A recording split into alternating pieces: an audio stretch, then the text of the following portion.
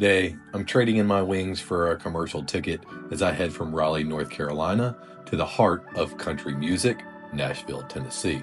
But this trip isn't just about the destination, it's about uncovering the best of what Nashville has to offer.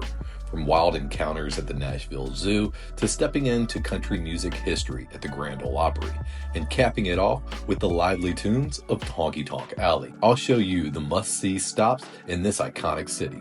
So buckle up, because it's going to be one unforgettable journey. Every journey for me starts in the same place, which is crossing over the bridge here at Snow's Cut, on my way out of Wilmington, North Carolina. This is a symbol of leaving the laid-back lifestyle of the beach and headed back into the reality of the world as we know it.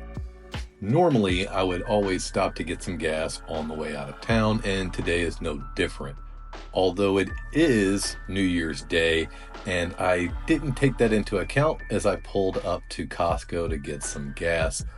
I quickly realized, seeing the cones here, that Costco's gas is not open, which is one of the biggest pet peeves I guess I have. It's just the limited amount of time you do have to come and get the gas. As cheap as it is, I wish they would let you use your credit card and get it at any time. And we get back on the College Road as we start heading out of town. Normally heading out of town, I would take a left up here in order to get to ILM. But today we're going to RDU. So we're going to head straight here as we head out of town. This is the last piece of town to me. As we head over the last interstate, the speed limit steps up to 70 miles an hour and the road changes to Interstate 40 as we head all the way into Raleigh. And being New Year's Day, what normally is a slammed packed road had very nice light traffic.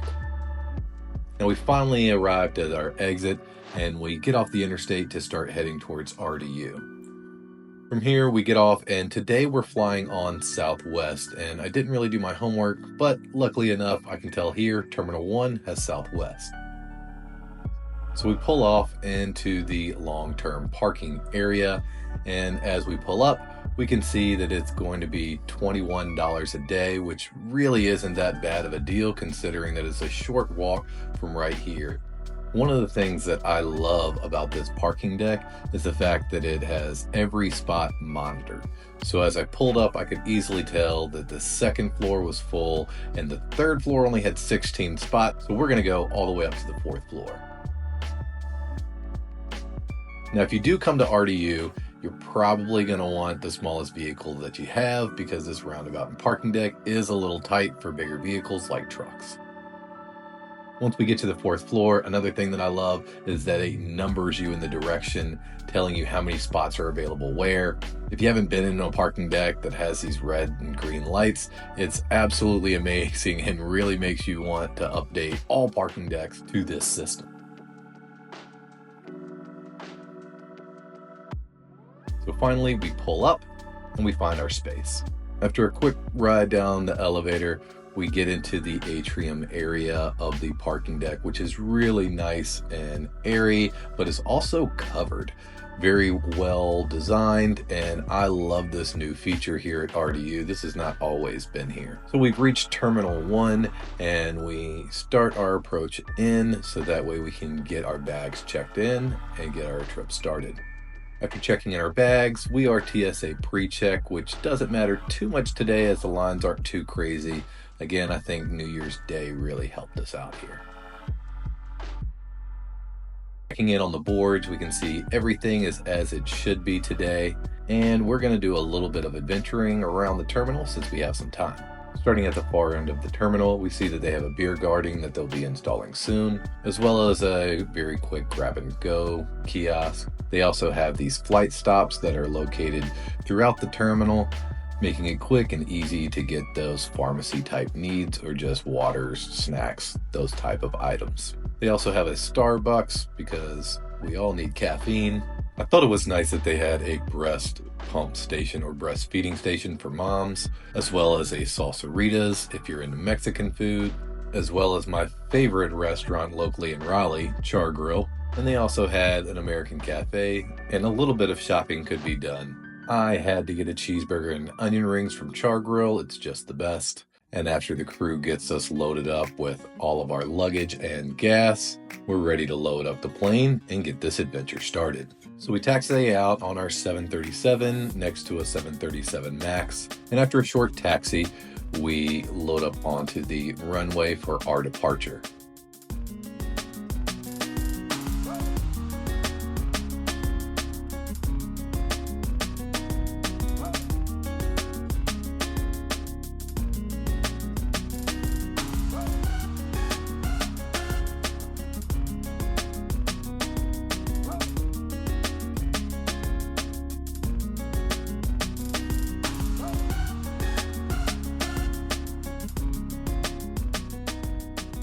The nice thing about not being a pilot is I get to watch the Peach Bowl as we start our journey.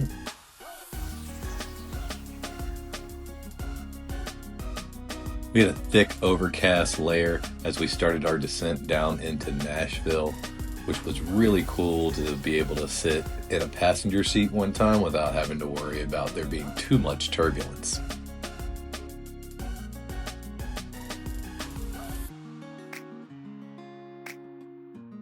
Once we punched under the ceiling, we started to extend our flaps and get ready in landing configuration for a nice smooth descent and landing into BNA.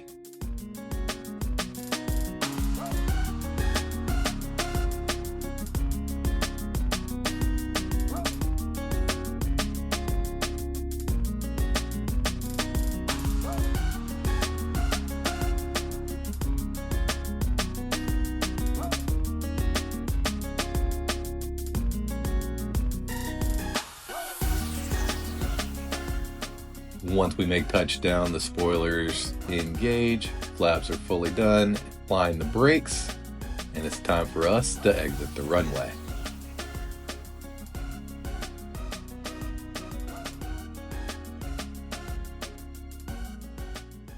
Once we get off, we get to check out this much larger terminal than what we had in Raleigh. C Terminal in Nashville has just about everything that you could want. We come down to baggage claim to pick up our bags.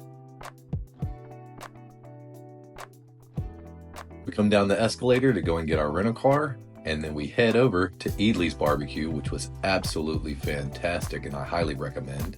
We pass by one of the coolest buildings in town on our way to our Airbnb. The next morning we wake up and go to the zoo in Nashville, and it is all decorated up for New Year's and the holidays in its zoo illuminations.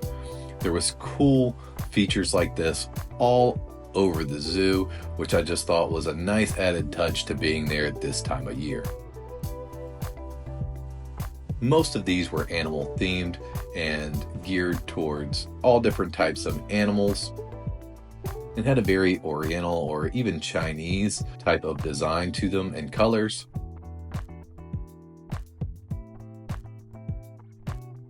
We even had the pig for the Chinese New Year. And there was even a little touch of home with some beach landscaping around to make me feel a little bit more welcomed.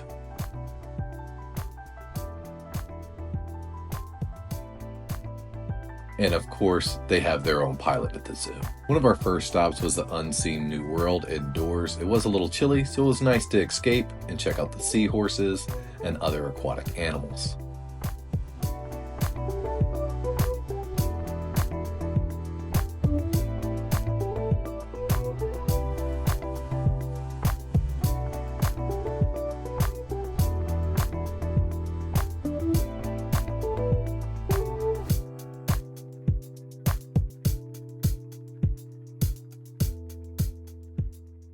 Alligator snapping turtle was one of the largest reptiles there and was super cool to see as he was very active today. I also love checking out the other reptiles.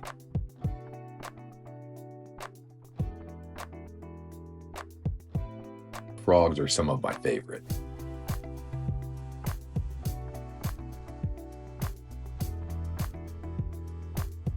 Also had snakes, including a very large anaconda.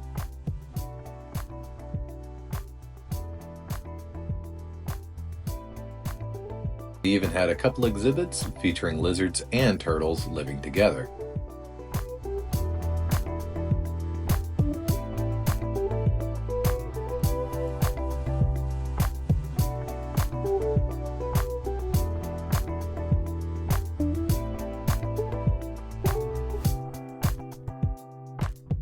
They had a nice aviary where you could see different types of birds, and my family got a big kick out of birds flying all around. Of course, there was a ton of animals outside as well, including monkeys, flamingos, muskrats. Had an awesome bear exhibit.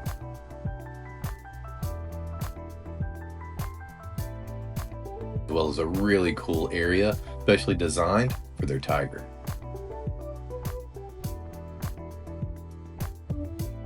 My kids also got a big treat out of petting the alpacas and goats, but the kangaroos by far were the coolest for me. So this was an area where you could walk in, and as long as you stayed on the path, you could pet the kangaroos and watch them interact with each other.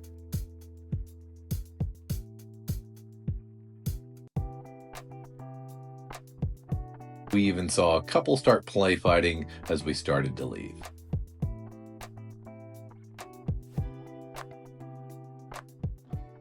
The next day, we headed over to the Grand Ole Opry.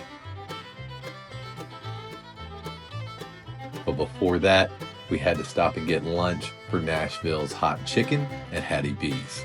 It was amazing, and I loved all the sides. The Grand Ole Opry had an awesome pre-show. Then you get the opportunity to walk in to the house itself. All around backstage, there's pictures of some of the greatest artists on stage. One of the coolest things I saw backstage was an area just for all the mics. Minnie Pearl is one of the few that I remember from being a child on Hee Haw, and holds a special place in my heart as I used to always watch her with my grandparents.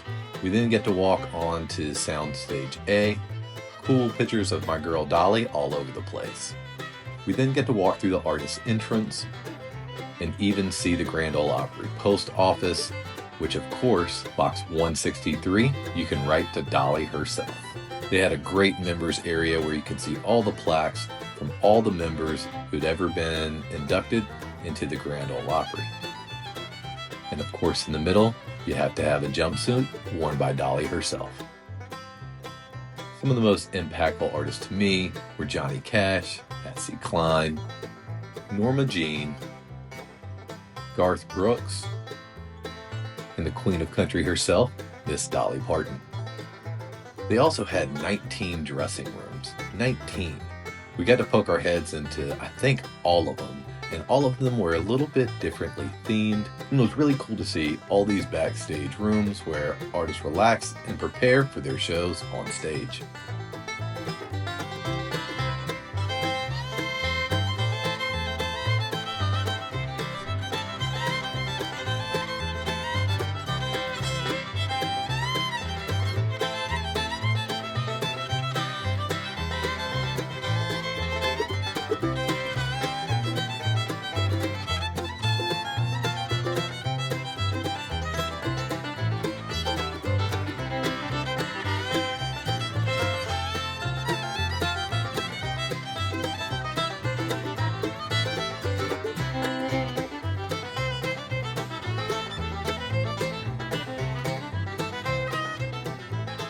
One of the last rooms we went into was the Mr. Roy Acuff room, which was not only home to Roy, but also Vince Gill's favorite room as well, with his pictures adorned on the other side of Roy's.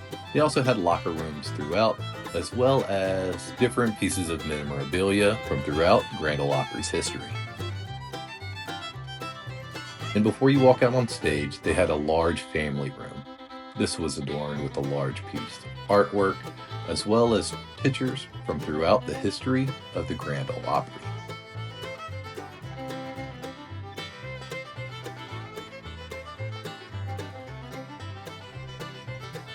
There was even a marker on the wall that indicated the flood line from when the Grand Ole Opry was flooded in May of 2010. Then it was time. We got to walk on the Grand Ole Opry stage. I have to admit, it was pretty awe-inspiring to see a place that my family had traveled to for many generations.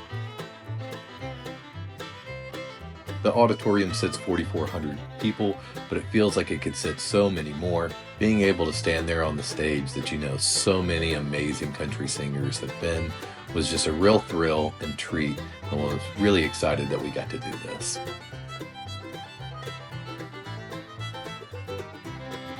And we even got to say bye to Roy and Minnie on our way out. That night, we decided to take in Honky Tonk Alley.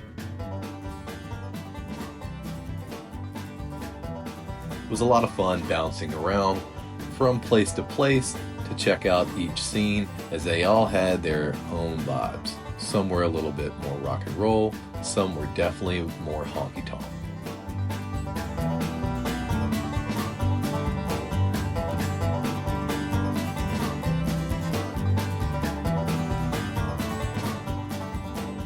I would say my favorite band that we saw while we were there was Jason Cross at the Valentine. They really did a great job. The next day, it was time to head back after our short trip, so we checked in through PSA. We were tight on time, so we just grabbed some snacks and then got on one of the longest jetways I've ever walked down in order to board our plane.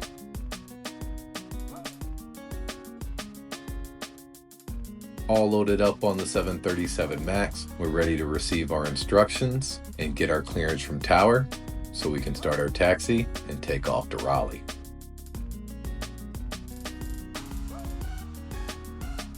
Our taxi out of BNA was a lot longer. We got to pass by some American Airlines planes, FedEx, United. And as we taxied on to 2 left to take off out of Nashville,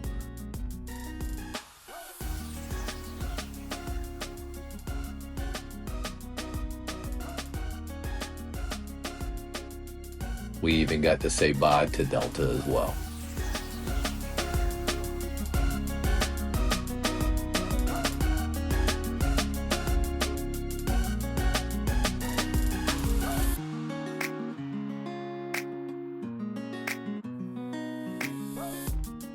So just like on our way in, it was time to punch through that overcast ceiling to get to the smooth skies and Class Alpha.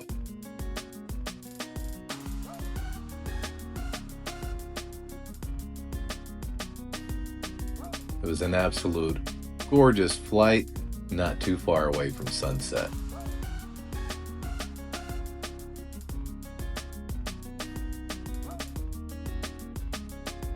I felt like this was a great shot to let you see the difference and why we have 3 different types of night in aviation. After a little over an hour and a half, we made our approach into Raleigh for a nice smooth landing.